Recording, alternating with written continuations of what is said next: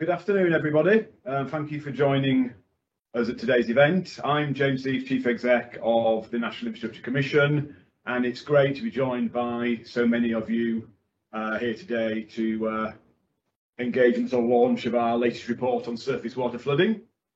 Joining me in our London office is Professor Jim Hall, one of our commissioners for the study, and joining us virtually you have another of our commissioners, Julia Prescott.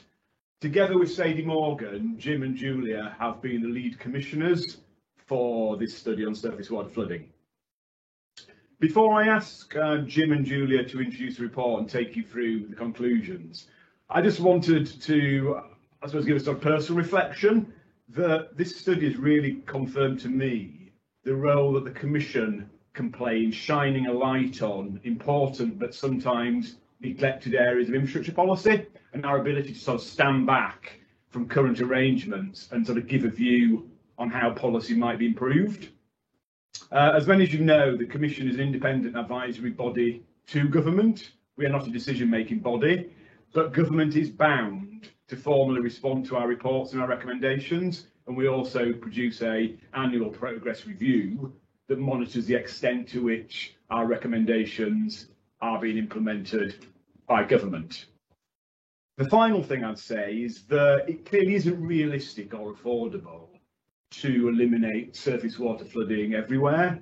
But I think the work we've done and that Jim and Julia will outline certainly suggests to me that a more determined, focused and sort of coordinated approach could significantly reduce the numbers of properties and businesses that are at risk of surface water flooding over the longer term. So, just before we get going, a couple of sort of housekeeping notices. The event will be recorded, and by joining, you agree that your name and any of the details you choose to reveal through the Q&A function can be made public. I'm pleased to welcome a number of journalists to the event today, so you should assume you're on the record if you do choose to make a contribution via the Q&A box. You will see that you've all been muted automatically. That's just to avoid any audio interference. And after the presentations, we will invite you to submit questions to Jim and Julia via the Q&A tab, which you should be able to see on your screen. And we'll do that after the presentation. So, Jim, over to you. Thank you, James, and good afternoon, everyone. So let me begin with a bit of background. Our work on this study began last year when the government asked the National Infrastructure Commission to look at the problem of surface water flooding and to analyse the risks and opportunities related with surface water flooding, what would need to be done to England's drainage systems to address this risk, what might be the optimal level of investment. And during the course of the study, we've had a lot of very helpful discussions, including with many people on the line, not least water companies, local authorities, the Environment Agency, Ofwat, and we're very grateful for everyone for your helpful insights and advice. We also procured some external analysis, which you'll see the results of in a moment, conducted by Paul Sayers and colleagues, and I think Paul Eccleston and Bruce Horton are on the line today. And their work on the shape of the risk and the scenarios has been extremely helpful to us. But of course, the conclusions are the Commission's conclusions. We're also conscious that the Commission study interacts with a lot of other things going on in this policy area, including the Environment Agency's update of flood risk management plans, ongoing work by the water and sewage companies to finalise drainage and wastewater management plans, and of course Ofwat is finishing its methodology for PR24.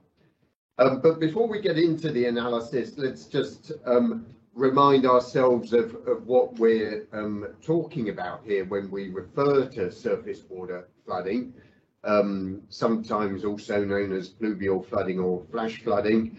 And I guess this is familiar to the specialist on the line here, but we're talking about situations where intensive rainfall falls and either exceeds the capacity of the drainage system, or the drainage system is blocked, so it's not operating at full capacity, and so the water accumulates in low-lying areas, and that can then go into people's homes, can drain into critical infrastructure like the tube, and can drain into people's basements. And it can happen very suddenly. The time from the downpour to surface water flooding can sometimes be just a matter of minutes. And so there's often very little warning, and it can be quite dangerous. And when sewers exceed their capacity, then the water can also be mixed with sewage, which is particularly harmful. So that's what we're talking about. Now let's go to look at the risks.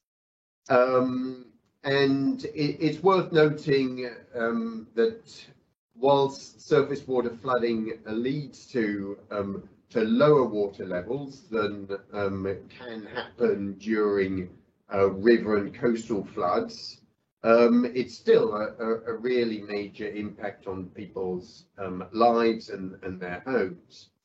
And so the analysis that has been done for the Commission indicates that 325,000 properties in England are currently designated as being at high risk. That means that there's more than a 60% chance of being impacted by surface water flooding in the next 30 years. As you can see from the chart, over 85% of those at high risk are in towns and cities.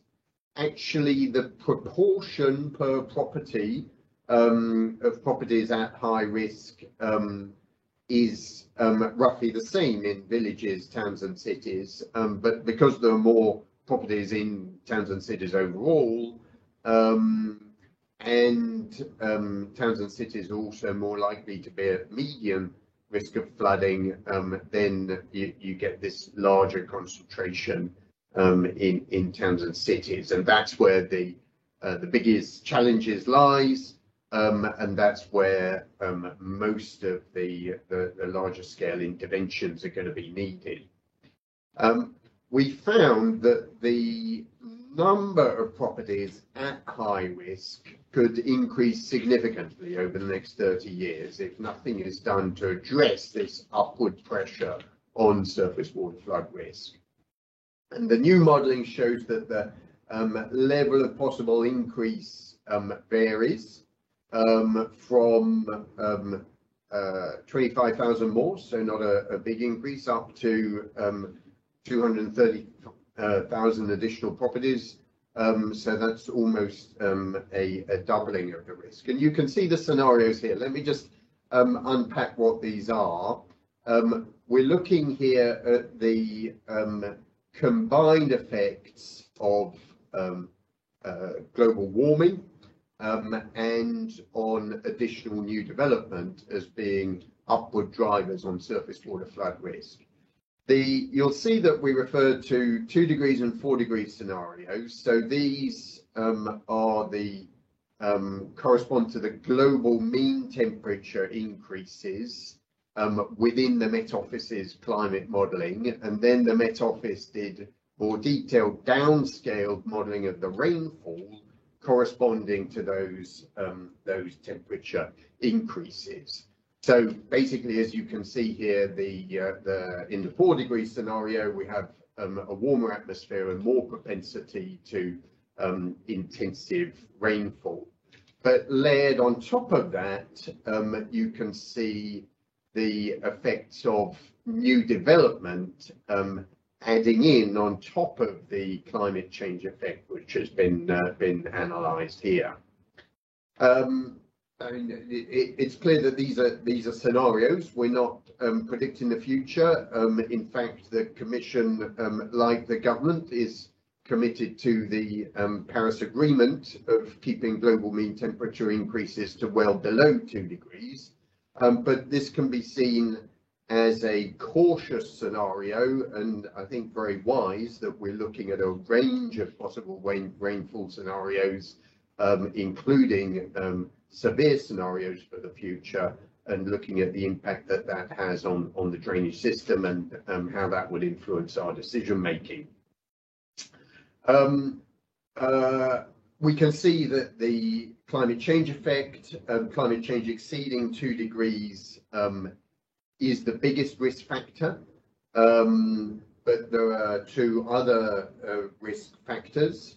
Our modelling suggests an increase of around 35,000 to 95,000 properties falling into the high risk areas could be a consequence of new development, putting more pressure on the drainage system if that new development is not controlled in a way that alleviates that pressure. And Julia will say a bit more in a moment in terms of how we propose government should tackle that. And then the third factor, alongside the climate change and the new development, is unplanned increase in impermeable surfaces, such as driveways being paved over. And in addition to the new development, we project that may put a further 50,000 to 65,000 properties into the high risk category. And because that is increasing runoff and means that the rainwater needs to be drained away in the drainage system instead of soaking into the soil. And with that, I'll turn to Julia to introduce the first of our recommendations for how to help arrest this problem.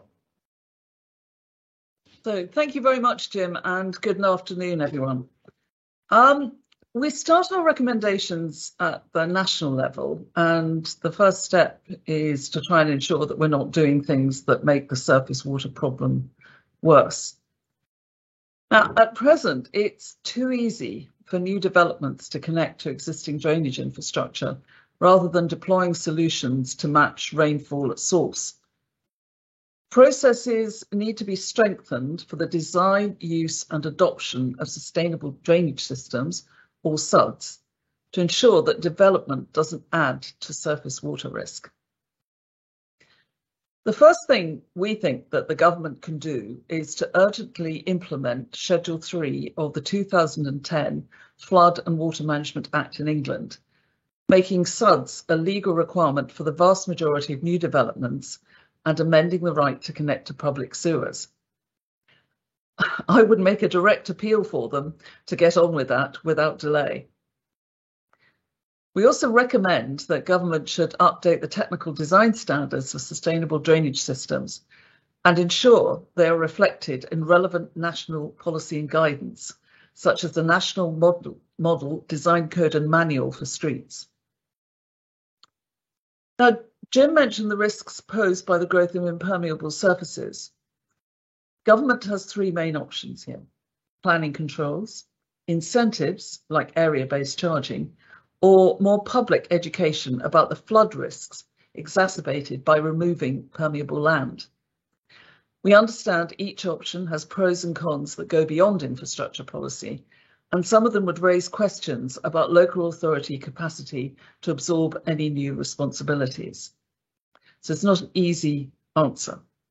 And given this complexity, our report recommends that government reviews the options at its disposal, bearing in mind the need for realistic and enforceable solutions, and ones that do not discourage people from preparing the switch to electric vehicles. And that switch, we know, is likely to involve greater off-street parking overnight. We're not calling for any particular policy solution. We think government is best placed to undertake a balanced review and decide on the best course of action by the end of 2024. If it decides against taking any action to address the issue, then we believe investment levels for surface water flood risk reduction will need to be increased accordingly. So the two recommendations I have mentioned so far will help reduce the amount of rainwater that would otherwise enter drainage systems. However, drainage system will still need to be effectively maintained and enhanced to reduce the number of properties already at risk. While the appropriate set of interventions to improve drainage systems in local areas will depend on both the specific physical environment and the drainage infrastructure already in place, the Commission supports the idea of a solutions hierarchy to assist with the process. Such a hierarchy that you can see on the slide sets out the order in which drainage interventions should be considered to maximise the range of benefits and reduce costs. First of all, it prioritises maintenance and optimisation, followed by above-ground interventions, for example, rain gardens, ponds, raised curbs, to manage and absorb rainwater flows on the surface. And then lastly, below-ground interventions, pipes and sewers, to finish the hierarchy. So I turn now to the steps we think should be taken to improve understanding of the problem and agree the right level of ambition for fixing it. Our report today proposes that the Environment Agency should use the results of the second National Flood Risk Assessment, due to be completed by the end of 2024, in its next review of surface water flood risk areas. We believe waiting for the new and improved data would provide a better basis for identifying those areas at highest risk of surface water flooding and for directing future interventions. As many of you will be aware, the Environment Agency also produces a nationwide map of surface water flooding risk. We think that more granular local data would improve the reliability of risk mapping at the street or property level, giving government and the public a better understanding of risk. This could be achieved in part by ensuring local modelling undertaken by local authorities is interoperable with Environment Agency maps and models. There's no use really in having a number of separate versions. We recommend that lead local flood authorities in the newly identified surface water flood risk areas should develop detailed local risk maps that can be integrated into the Environment Agency's national map. Our fourth recommendation is that government should set a national target for reducing the numbers of properties at risk, to establish a clear level of ambition and encourage organisations to track the numbers of properties that their measures are helping. I would say that while our report does set out some indicative figures of the number of properties that may be better protected, based on the level of investment in drainage infrastructure, where the benefits outweigh the costs, this is only indicative. Government's target will need to consider the potential risk reduction that can be achieved by all types of protection from surface water flood risk, including individual property protection. So, how this national target is translated into action on the ground is the next challenge we address, for which I will hand back to Jim. Thank you, Julia. So, once the national target has been set by government, we recommend that local authorities covering surface water flood risk areas should work together with water and sewage companies to agree appropriate local targets for surface water flood risk reduction. And that process should be supported by the Environment Agency. Water and sewage company drainage assets will need to play a key role in addressing the problem of surface water flooding, both through improvements to their below ground drainage systems and by delivering above ground drainage systems like SUDs. We think government needs to clarify its strategic policy statement that Ofwat should specifically direct water and sewage companies to tackle surface water flooding. In turn, we think Ofwat should use its price review process to encourage delivery of a wider range of assets, including SUDs.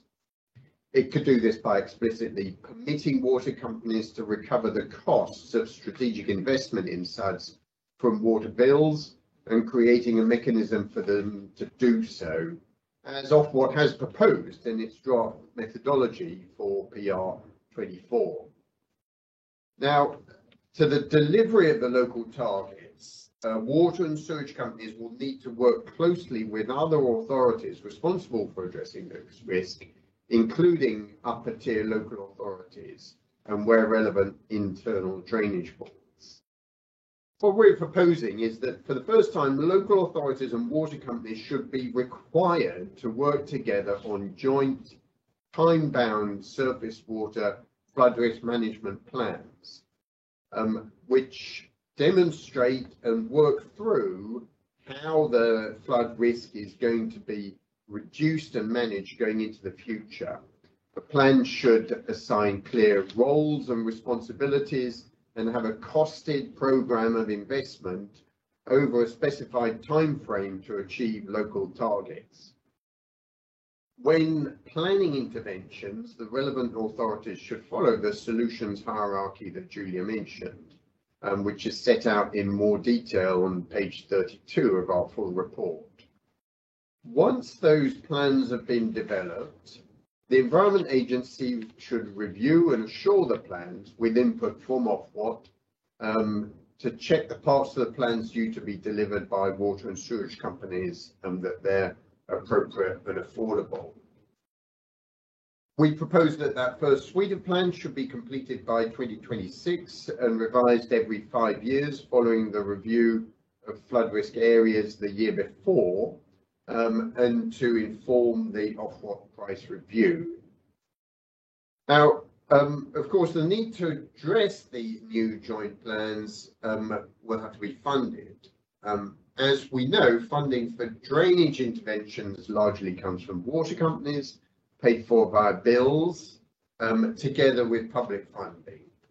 And for the latter part, for the public funding part, this includes government grant in aid, which is competitively administered by the Environment Agency, along with various forms of local authority expenditure and some other sources.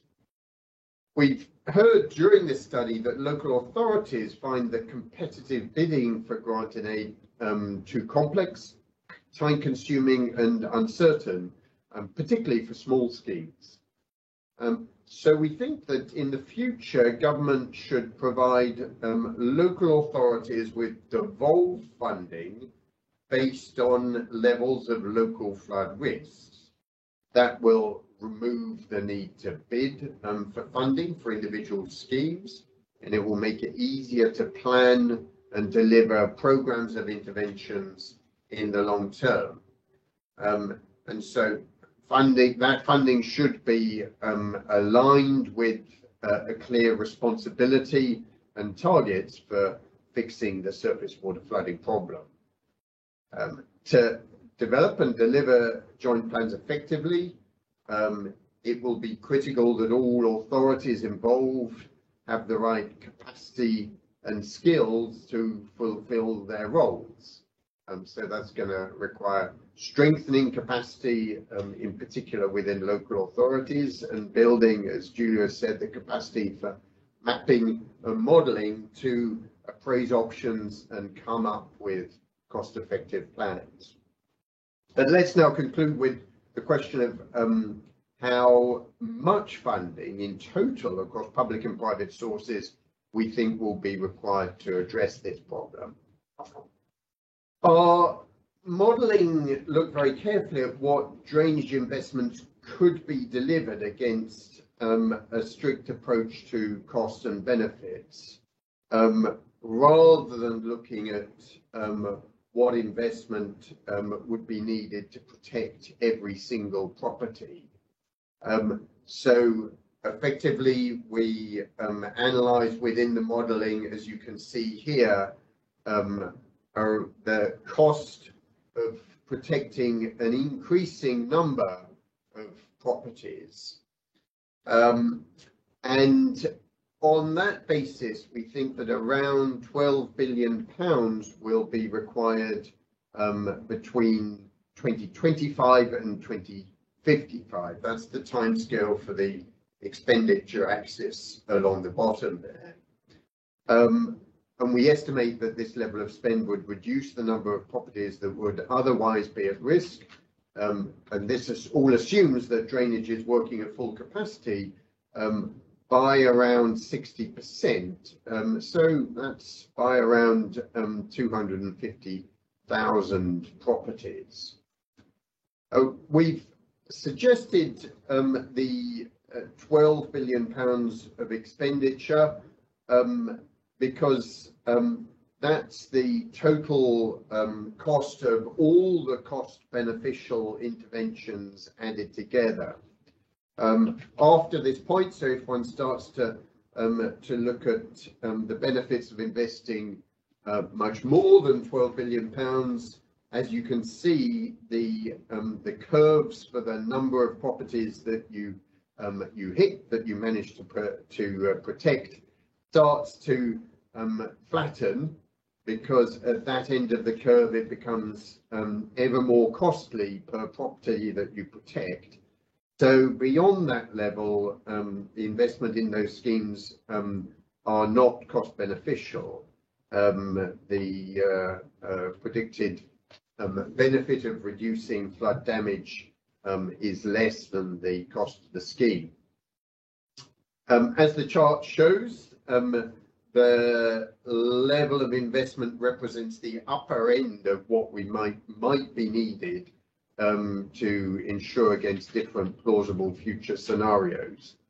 The 9 billion is the lower figure here, which is what would be cost beneficial to protect within the lower rainfall scenario, what's labelled here as the 2-degree scenario. We've adopted the 4-degree scenario here, so the higher rainfall scenario, because we recognise that the forecasts and the climate projections of future rainfall are very uncertain, and to invest up to that 12 billion still delivers additional benefits, 2.2 billion more benefits than the 9 billion investment, even if the rainfall scenario is in the lower of the two that we projected. So that 12 billion investment still protects a lot more properties, irrespective of what scenario one's in. The 12 billion implies an additional spend of 3.6 billion pounds above the currently anticipated baseline expenditure over the next 30 years. And that should come, as is currently the case, from a mix of public sources and private funding via the water and sewage companies. And who pays what should be linked to who's in the best place to make that investment and who benefits from the investment. And it should be for government and its regulators to decide on the exact balance. It's worth noting that the total spend may be reduced depending on how the government's commitment to allow water companies to invest to tackle combined sewer overflow fills, how that actually plays out. Government has committed to allow water companies to invest £56 billion over the same 30-year period, and we think that some of that investment will also help to alleviate surface water flooding, so that may actually reduce the 12 billion that we're talking about here. Now, as I indicated, and as you saw from the graphs just then, it's not possible to protect all properties at high risk of flooding by delivering cost beneficial investments in surface water flood alleviation schemes. Our modelling estimates that 170,000 to up to 200,000 properties would remain in areas of high risk in 2055, even if all of our recommendations were implemented. So in that case, our conclusion is that those properties remaining at high risk may be protected more cost effectively by property level measures like flood barriers, sealed air bricks, and small pump units. And the cost of that should not automatically or entirely fall to individual property owners or occupants in rural areas simply because of where they live. So our final recommendation is that government should explore options for supporting and funding property level measures, possibly through public grants or via water and sewage company schemes. And such initiatives should prioritise those at high risk in rural areas, and government may also decide that such a scheme may be mean tested. With that, I'll hand back to James. Thanks, Jim. Thanks, Julia. I hope people found that a helpful summary of the recommendations in the report and some of the work underpinning those recommendations. The report and the background analysis, including the sort of the modelling that Jim and Julia referred to, is available on our website. And indeed, if people have questions about that beyond the session today, then please contact us. Right. So we've now got a decent portion of time for Q&A. We've got about 25 minutes running up to 3 o'clock.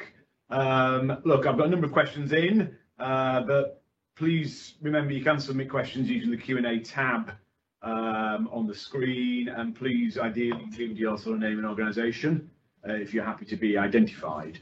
So I may go to Julia first with a question. This question has come from Mike Tregent, and the question is, given the increasingly extreme nature of weather events and the increasing frequency of these events, how far can/should we go in terms of future-proofing solutions?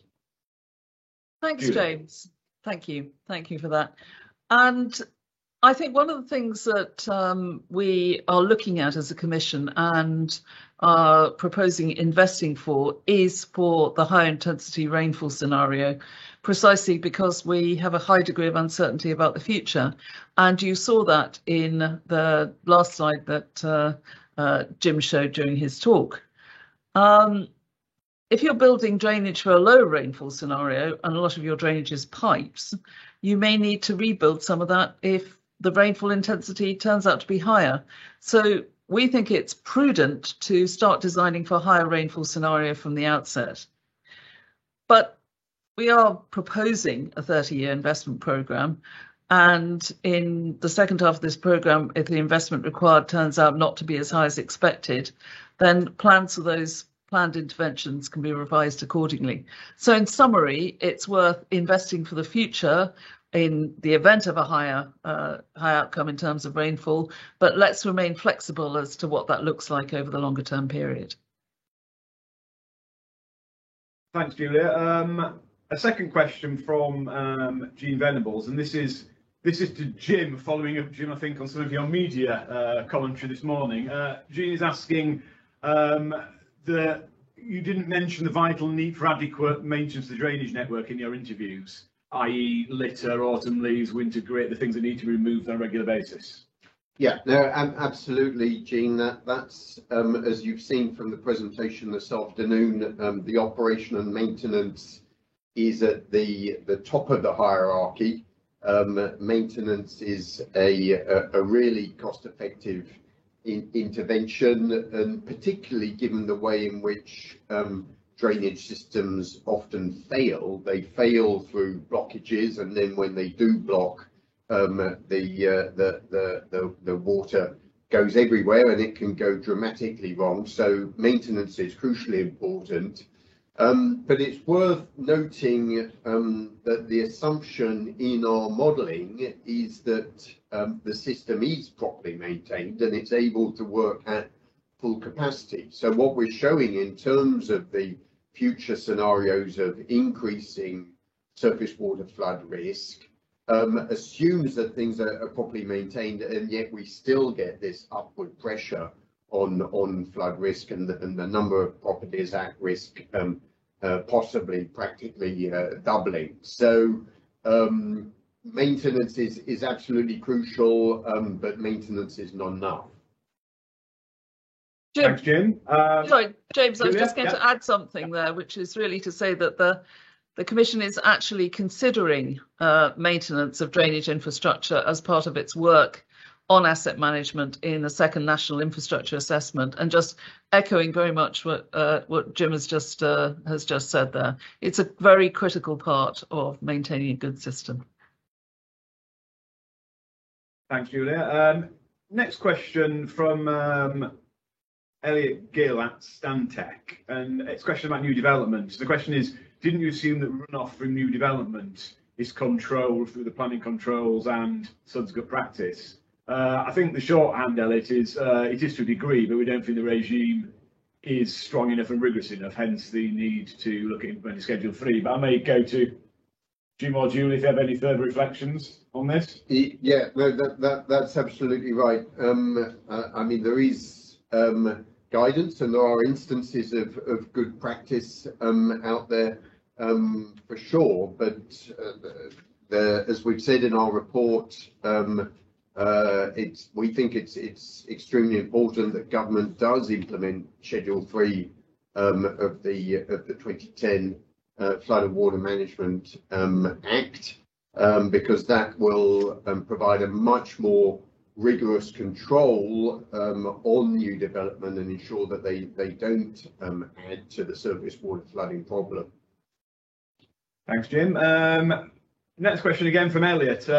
You've been very busy, Elliot, in your questioning, but hopefully the answers are of wider interest to others as well. So I will ask the question, it's a good one. So Elliot has asked, did you consider recommending the drainage wastewater management plans and the LFFA-led plans are merged to provide a single view of drainage and surface water flooding issues? Might go to Jim first, and then I'll bring Julia in for any follow-up.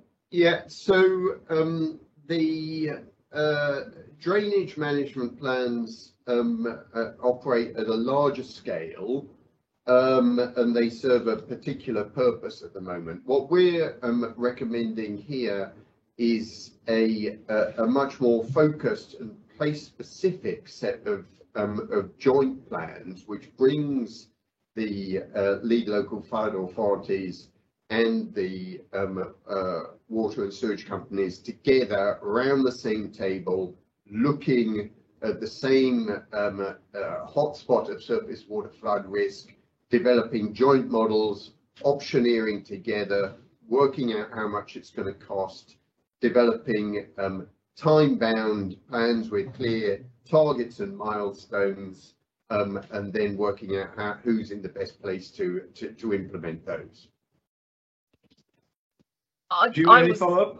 Yeah, I was just going to add, I think one of the aspects of this particular study has been that there have been either overlapping or not quite reaching connections between the various bodies who've been allocated responsibility. And I think what our study focused on is trying to simplify and redirect those activities. And I think this is a particularly good example of that direction of travel.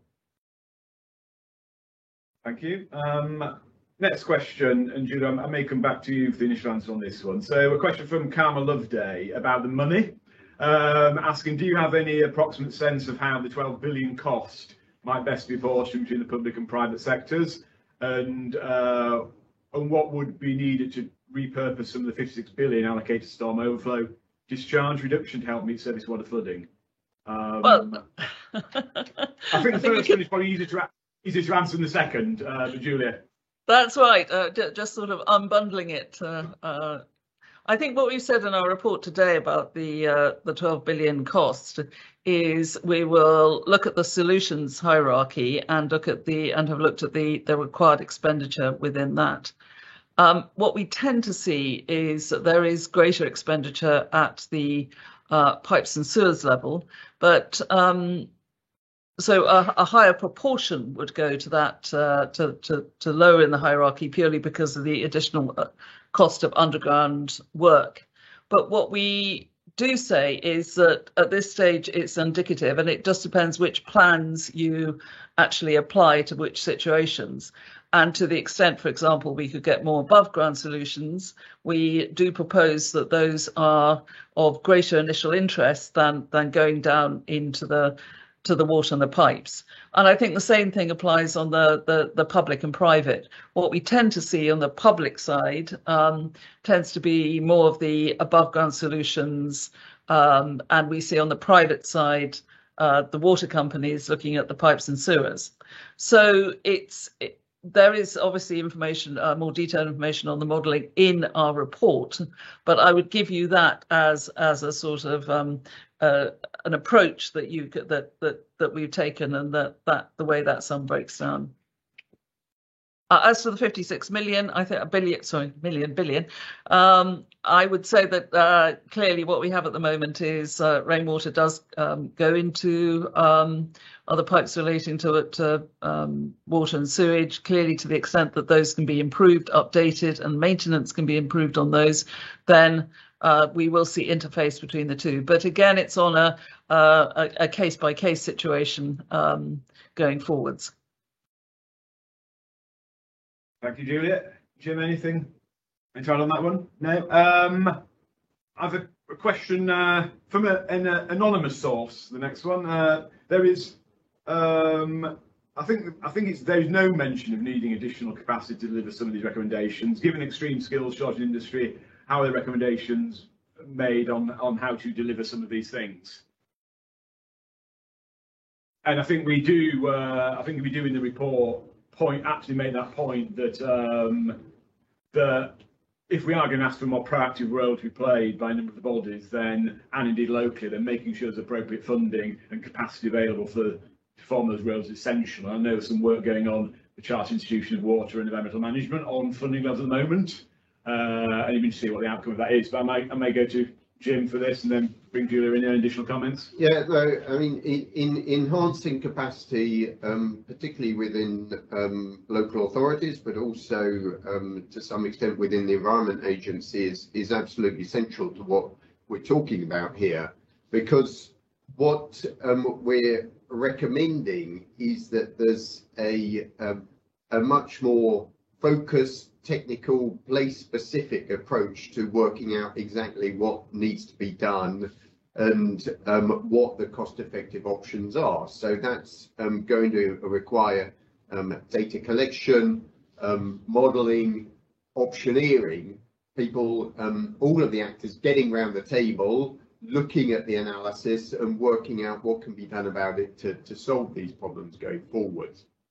So that will need capacity, and that's absolutely clear in our report. But investing in that capacity is going to be money well spent in its own right, because it means that these considerable sums of public and private investment are going to be directed and prioritised in the right way. Thank you, Jim. Julia, anything to add? Nothing at the moment. I got a question on. From Martin Osborne, which is around how does the metric of 60% probability in 30 years? So I've just lost the question. As about I was reading it out. I'm afraid it's gone. The IT has defeated me on that one. Martin, sorry. I think it's come back. How does the metric of 60% probability in 30 years, we reference in our report, compared to the 1 in 50 annual probability metric used by Ofwat and the water companies? I think you're saying, could we have one common metric, please? I mean, clearly our flood reduction metrics are based on the risk categories provided by the Environment Agency, the high, medium, and low, with different levels. But I think you're then making a link to the drainage standards in some of the assets. But Jim, do you have any thoughts on the desire for common metrics? So the high metric, the high category we're referring to here is 1 in 30-year annual probability or more. The reason we talk about 60% in a 30-year period is that often people get a bit confused by return periods and talking about annual probabilities. So we find it more compelling to talk about the chance of being flooded in a 30-year period. But that categorization is based on the Environment Agency categorization. And I should say also that then when it comes to developing these joint plans, we need to be looking at rainfall events at a whole range of different severities and return periods, and looking at system response across that range, and looking very carefully at the costs and benefits of managing surface water flood risk down to the optimal level. So we shouldn't be stuck with particular categories. We should be looking across the whole range of possible rainfall conditions. Thank you, Jim. Julia, anything you want to add on that one? No, it's very well answered by Jim there. Thank you. Next question about, if you like, sort of balancing prevention and remediation. Do we proactively upgrade all infrastructure where there's a notional surface water flood risk, or do we invest after communities being flooded? What's a sensible way to proceed given the high uncertainty? I think we've obviously talked a bit about this before, but further responses? Yeah, Julie, let's go first on this one. Yes, I mean, I think what we're trying to do with the data that's available is actually map out flood risk areas that will enable us to see where the greatest risk lies at the moment. I mean, I think that clearly prevention is better than cure, but to the extent that there is significantly higher flooding, as we said before, we don't know what level rainfalls are at. We need to be supportive afterwards as well. But the main effort, again, using our approach, which is maintaining and then above and below ground, needs to be applied to those flood risk areas we think to be most effective. It also goes with the idea that we've had, that we should actually be looking to invest up to a 4-degree increase, our 12 billion suggestion, in order to make us robust in the event that we do have higher rainfall than expected. But I'm a believer in prevention being greater than cure. Yeah, I mean, there has been a tradition in surface water flooding to follow where the floods have occurred and to fix these problems reactively, and partly that's been because the modelling hasn't been good enough. We haven't been good enough at doing the predictions of where the risk is located, and I think that has to change. I think we can model a lot better now than was done in the past. And as Julia says, if you wait for a flood to occur, then you've already incurred the first loss and the first impact. Whereas it's much more efficient to anticipate the risks before the impacts actually happen. Thank you. A question from Andy Moores. Given the flood foresight study 2004 presented these scenarios, then manifested in 2007 and the subsequent PIT review, how do we ensure we see progress on these recommendations at a pace which keeps pace with climate change? Jim. Well, I share your frustration, Andy. As you know, I was part of that foresight study, and think that the PIT review following the 2007 floods made a lot of very good recommendations, and practically all of which were accepted by government, and yet we haven't seen the level of action to address this problem. We referred specifically to Schedule 3, but the PIT review, I think, set out very clearly a way in which surface water flooding could and should be addressed. And I think what we're recommending now is really consistent and builds upon the PIC review. Julia? I just add a couple of things, one of which James said at the outset, which is the position of the Commission that we, with our recommendations, we do actually have government being duty bound to respond to those. So we can certainly put pressure on. And the second one is a comparative approach. I think in Wales we've actually seen some positive outcomes in relation to the use of statutory SUD standards, and we'd hope that this would actually give a nudge, a very strong nudge, and slightly more than that, if at all possible, in towards implementing Schedule 3, which is long overdue. Just to follow up on the Schedule 3 point, there's a question come in around, do you agree that requirement for SUD should be for all new development, including those of 10 units or fewer?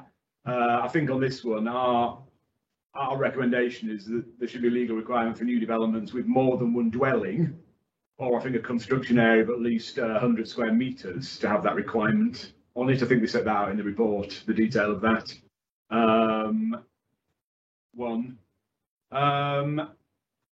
A question on internal drainage boards.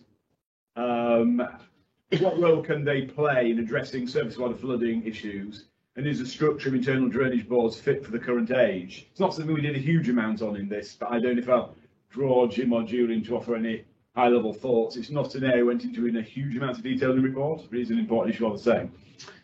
Yeah, that's right. It's not something we looked at in great detail, though we do refer to internal drainage boards, and clearly in areas where IDBs have responsibilities, then they're going to be one of the key actors around the table to understand the surface water flood risk problem and to step up in terms of what contributions that internal drainage and the board's responsibilities could make to alleviating surface water flood risk, as well as fulfilling their other responsibilities. Thank you, Jim. Question here linking to our previous work at the NIC on good design. The question is, did you consider the role that good design and NIC design principles could play in ensuring environmentally sustainable and socio-economic surface water flooding solutions? I mean, answering yes, we did. I think in the report, you'll see that one of the requirements we want to see flowing through this idea of the joint plans is that how people go about designing above and below ground flood interventions should take into account the Commission's design principles around sort of climate, people, places and value. So it is in there, and we've tried to use that to inform some of our thinking on the hierarchy and also how the joint plans should be put together.